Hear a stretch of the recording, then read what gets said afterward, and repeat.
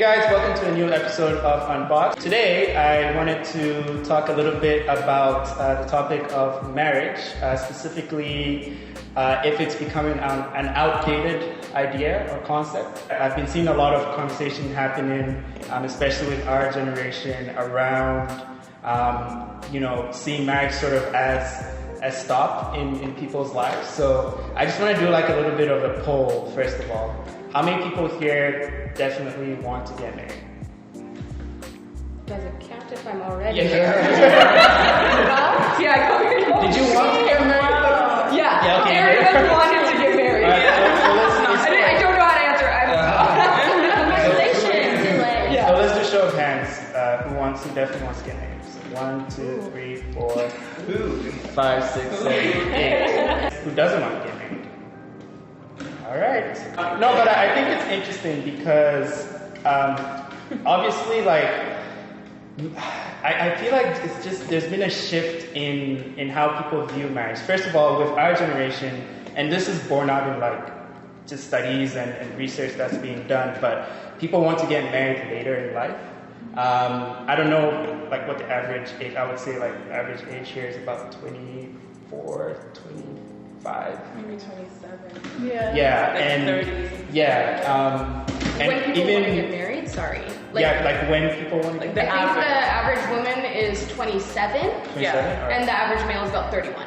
Okay. No, you got that. Yeah. Okay. I read it, and this was a few years ago, and please don't quote me on that. Yeah, but it's different now too because it used to be like 22, 23 even. So what do we think are like some of the reasons why, I don't know, people are just much more careful about marriage? Do you feel like this just versus North America? That these stats are from? Yeah, Yeah. that's a great point. Yeah, thanks. So yes, North America. I'd actually even think, at least in Africa as well, that's how the trends mostly are. So women between 24 until like 27, others are considered to be late. For men, it's mostly early 30s going up. Oh, really? I would have that. So Africa is much later, you're saying? It's earlier. Or Africa is still early? For Africa, it's like approximately, like assuming people have already finished like their masters, around Yeah. 23, 24. Okay. Yeah, and then for men, sometimes between 27, early 30s Okay. going up. But also that will be like in a city. Yeah, Yeah, that's Because what we gotta differentiate because like in the villages or even more rural, you still got things like child marriage happening. Exactly. You still got Yeah. things. And then even like in some villages, it's still like that's how you get your value as a woman is to be married. As much as we may not agree with that, that's still happening. So I think that like definitely in the cities, Yeah, that's still like definitely once you got everywhere. your degree or whatever, that's what Absolutely. happened with my cousins and stuff. So seems reasonable to me. Yeah, but that's an interesting point too. No, that's an interesting point too because that mentality that you were just describing, like sort of, people who like see marriage in the village and stuff like that. I feel like it was even there were some parallels even in North America. Like people were kind of viewing marriage as a natural progression, and they weren't as hesitant, I would say, to get into it. But now there's a sense of wait, I want to do X, Y, Z before I even think about marriage because maybe I want to get my degree, I want to have stability in my career, I want to have X amount of money saved up. Yeah. So, like my question sort of is where does this mentality come from? In the sense of you can't do those things while you're married. Like where does that come from? I would say from like a society point of view, being like all of us we're here, we're privileged to be here in Canada. So I would say people will get married later on because back home, there's nothing really we can do in terms of like helping our family. In terms of like going to school, you have to pay for it. If you don't have school fees, you can't. But here we have the opportunity of getting loans and then paying it off afterwards. So I think that mentality is like, okay, let me just like invest my time in myself. Build my career. Find my king, find my queen, whatever will come forth, and then we'll build that empire. It's an investment. As opposed to back home, it's like you need the money now in order for you to invest in your future. So it's kind of back home. Do we think also like education has played into it, especially for women? Not saying that it's a bad thing, but just just so we're clear, like I'm not against women's education. I'm not. But He says to a panel. but someone said earlier that like in more sort of non-Western societies where women's education is not as accessible, the value or sort of the ability of women to advance in society is tied to being able to get married. Yeah. So would you say that here, now that a lot more women are educated and are able to get into the workforce, that has affected the trends? Well, I would say take it even a step back. Okay. Because when we look, if we're talking in the Western world, when we look at marriage, we need to understand that the way women have been able to live now is quite recent, right? You look at the women's suffrage movement, which, by the way, wasn't actually open to black women.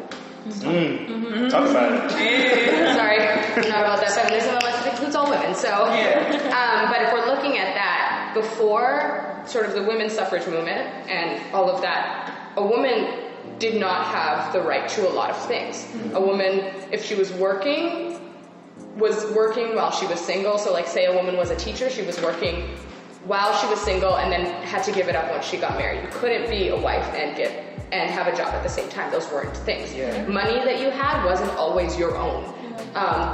Owning property, all of those things weren't as open to women, right? And the whole workforce wasn't open to women, right? And then we look into even the 50s and we see what spots at universities were open to women. How many women were doctors? How many women were lawyers? Those sorts of things. How many women were being higher educated? Even in the places where women were getting higher education, if we look at the States in women's colleges, they would do that and then get married. And then they would maybe not use their education. All of these things. And I'm generalizing. Yeah. But now we have this time where women have access to the whole of society. Right. Realistically, there are still some power struggles in that, and we know privilege still exists, but women have access to the whole of society.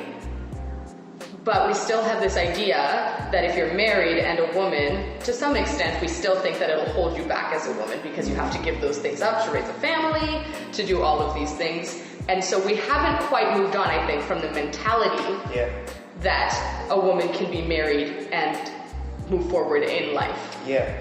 So I think that's where we're going to see that struggle now that we, as women in our day and age, have the ability to go to school, get a master's, get a PhD, do that postdoc, do all of these things, or choose not to go to school, go into the arts, go be an actress, do all of these different things. Then it's okay, can I be married and do those things? Yeah. Well, and that's really, really interesting to me to hear, because I have straight up examples right in front of me, my mom, all my aunts, my grandmother, all of them are professionals who also have raised multiple children and also have a husband. So for me growing up, there was no doubt in my mind that a woman could be educated, be a professional, and raise a family, because and also I grew up with good male role models in my life as well, so they also took part in raising the kids and cooking, doing the stuff that's traditionally speaking, women's roles or whatever that was back in the day. So when I recently started hearing stuff about women feel pressure to pick one or the other, that was crazy to me, because I know for an absolute fact that a woman can successfully do both. So Yeah, and I'll agree with that as well, because growing up as well, I was surrounded with a lot of professional women, from my mother to her mother, and I was able to see how they were able to balance being married and having children. And so with looking at that, I was able to say, okay, that's something that I could achieve too. I think what's changing in our society is that we're starting to see, first of all, we have way more access to information than we ever did. Yeah. So that's now, we're absorbing all this information and asking ourselves, okay, what do I want to do with this? How do I want to live my life with all of this? Am I ready to settle down right now? So I think that it's going down even to the individual itself and trying to decipher, okay, when is the best time for me? And it just so happens that because of that, the average of marriages is now, moving further along. But I feel like there's probably going to be a switch eventually again. Like, I think there's this cycle that keeps going on. In the beginning, it was more like, okay, women were aspiring to that marriage. And now that we're more educated, it's like, okay, we're trying to balance that and be like, okay, but when's the best time to get married? And then eventually it's going to get to that point again where everyone's like, okay, well, I can get married and achieve all these things as well at the same time. Like, it shouldn't technically stop me. But right now, I think we're in a season of trying to figure that out, like how it fits. I think, and maybe like the ladies on the panel can attest to this, like, would you think that there's more pressure still on you to get married, more so than maybe your male peers? Do you feel that way? My grandmother! I think it depends. So, like, I don't know, like different subgroups, whether it be racially, religiously, like those sort of subcultures contribute usually to those pressures. Something that was interesting as you were speaking, I was like saying that that's an anomaly. I'm thinking, people that have been marginalized in different ways, whether from income or due to race, I think it seems to me like those groups of people would have to work harder. Or there's not an option for just one person, right? So when you think about if I think of a group of, I think about, I don't know, just think about a marginalized group who doesn't have access to as many funds. Like, you have to work. Like, the person is probably going to get married and then also work. It's not an option of what you're going to do one of these things. And I think, even think about my mom. So my mom is white, my dad is black, and my mom always raised my sister and I to, it was just assumed that, you should make sure you have your own hustle. She would always say, because you never know what would happen. What if they pass away? What if you got divorced? You never know. So she basically raised us to, be boss mindset. And so it was honestly only, I think it was 3 or 4 years ago where I realized, I was like, oh my gosh, I could just marry rich. I'm not looking to that. Honestly, that thought that I realized there's actually thousands of women in North America that, are like, oh, if I'm just pretty, their preference is to marry a really successful male, that's their preference. And not having a career. I had just never thought of that, because for me, it wasn't how I was raised and it wasn't my personal desire and goal. So I think it's also just about what is your desire and goal? Me, I'm not going to feel satisfied if I don't have my own hustle, my own career. And I would also like to marry because I feel like there's really good fruits in that. So these are just side thoughts. But I was just thinking about how certain groups of people I don't know always have the option of, oh, do you want to work and be married? Because you have to work because you have no choice. Money. Yeah. So I think we focused a lot on sort of the socioeconomic aspect, just in terms of strictly dollars and cents side of marriage. But I want to talk a little bit about the relationship side of it, building your ability to get married. So how many people here agree with the idea of dating to marry? Wait, can you define the term? The whole idea behind that is instead of sort of being more random with dating the people you date, it's sort of being intentional, having the mentality of, I'm looking to see if there are certain qualities in this man or this woman which would make them a good life partner for me.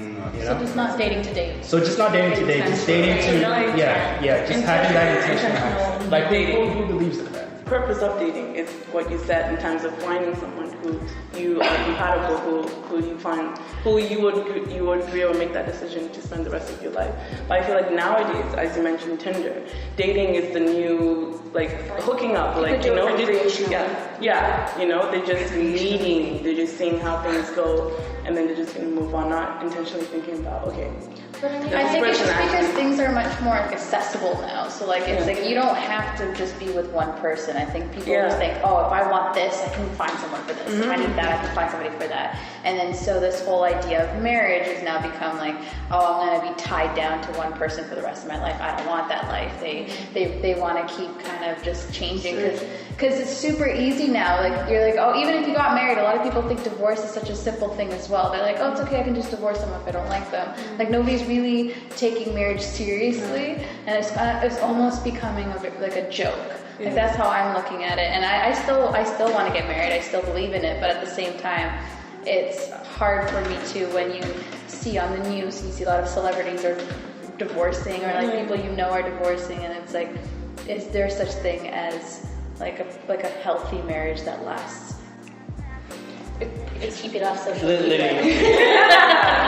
I'll take my time before I say anything. really interested to see in 10, 15, 20 years what society will look like after the Tinder era. No, genuinely. Right. Like, I want to see what sort of effect it's had on relationships and on really the family structure. I'm not saying there is one perfect family structure, but there, and I can't quote anything right now off the top of my head, but I know that there have been studies done on what a healthy sort of family looks like, what a person needs sort of to thrive as they're growing up. A kid needs to thrive. I would like to see what it does to our society. Yeah, because and that's an interesting thought too, because like we were talking a little bit before about kind of the steps you take before you get married. And one thing that like we have to talk about is counseling. Like counseling is a big part of getting married. And I thought that was really interesting because like marriage is a lot of work, and because I heard I was like, oh, counseling, like yeah. But it's a lot of work, and even with all the steps that people have taken and even in the pre-Tinder era, we still have half of marriages end up in divorce. Like that's a huge step. Like here's a friend, it's not a small thing. Like that's a lot of marriages, right? And so I don't know. Like I'm trying to imagine what society. I don't even know if it'll have an effect. I would argue that a lot of people in our society are coming to an understanding of that marriage is work, and it is like it's not just this like lovey-dovey thing that just works because you're in love. Like it's something that you have to actually do, and so that's why I would actually argue that we're moving towards, like you said, like 10, 20 years. I feel like we're moving towards a society where people who are married because they actually want to be. I feel honestly the opposite. Like in terms of our people who are our age group, and we were talking about this last time, in terms of learning how to make a relationship work for marriage and the proper step. For example, like when we meet someone, let's say Tinder or whatever, we are in a honeymoon phase, right? So we like, flirty or whatever. After a month or two of talking, we get in a relationship. And then after that, maybe a few years down the line, the guy proposed, and then you get married, and then it doesn't work because I feel the time that two individuals, they are taking time to date or to get married. No, the time they get married is that's when they're learning about each other in a sense. You get it? Instead of like learning and being comfortable with that person, you're not going to know fully. And we spoke about this, right? We're not going to know fully about everything about that individual, but know their priorities, their morals, their values, and then get into a relationship for it to last. But it's just the opposite. Like we're dating in a marriage state. That's why I feel like divorce rate is super high, because we're not taking that time to be serious about the relationship. So like people should be dating longer than they are? Intentionally dating. The reason I ask is because my husband and I, so weird. I've only been married a month, let me be clear, so saying my husband is so weird. Hold that right to the camera. Hold that right to the camera. Okay. Anyway, the reason I ask is because my husband and I, we dated for a year. Okay. He proposed on our 1-year anniversary, and then we got married a year and 13 days later. That's amazing. So we've been together for 2 years. But even from, I can remember, actually very specifically, I can remember on Canada Day when we first started dating, so that would have been 2016, we were walking towards the fireworks, and I remember us talking. We'd been together at that point for 2 months. We both had said, because people from my subgroup, like you said, I'm a Christian, people get married fast, like really fast. So people start to ask questions really early. When you start dating someone, it's like, so are you guys talking about marriage yet? I'm like, we did months. But so I remember talking to him and looking at my now husband and saying, man, like I don't know, people keep asking me this, but I think that the way we should do it is we will date until we know for sure that we're not going to get married. Well, that's a really early time to have that conversation. But it's not. But like, see, I think because we were talking about intentionally dating, neither of us were going to get into a dating relationship just for the fun of it. So from the get-go, the idea is I am looking to see if you're going to be the person that I choose for the rest of my life. So like I personally I find marriage to be quite a terrifying thing.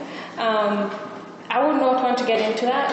I'm not drawn to the idea of it, or at least the whole idea of being bound to someone. I can understand it's like a very beautiful thing to most of you. And it does sound beautiful, to have this union with somebody else, but at the same time I also feel that from what I've observed with my friends is there's this compromise of the self. Or at least that romance as we know it, intimacy can be so confining and so toxic, where it's always like, I'm giving so much to that person, but they're not servicing me. And I'm just like, are you really truly being selfless then? Do you really love that person? Or is it just like, you want someone to make you feel good, for the rest of your life? And I also don't believe that you can have only one connection with one person. I mean, come on, look at how many friends we have. We're all making connections right here, right? So does that mean that once you get married, you cannot have a similar kind of partnership with friends, or platonic relationships of an equal, intimate level? So yeah, that's my thoughts. Definitely. Yeah, I kind of agree with Lillian. Like, I personally, I would love to be married, and I like the idea of marriage, but at the same time, like, why I would prolong it now is because, like, I feel like I'm crazy. I'm like doing all these like things, and I want to focus on me. It's not that I think that if I get married, I have to be tied down. It's just like, am I gonna be able to find someone who's gonna be okay with, like, okay, Delphina's gonna do this. That's it. And it's just like, I'm sorry. It's not that I don't want to give myself to you. It's just that I'm still focusing on building me.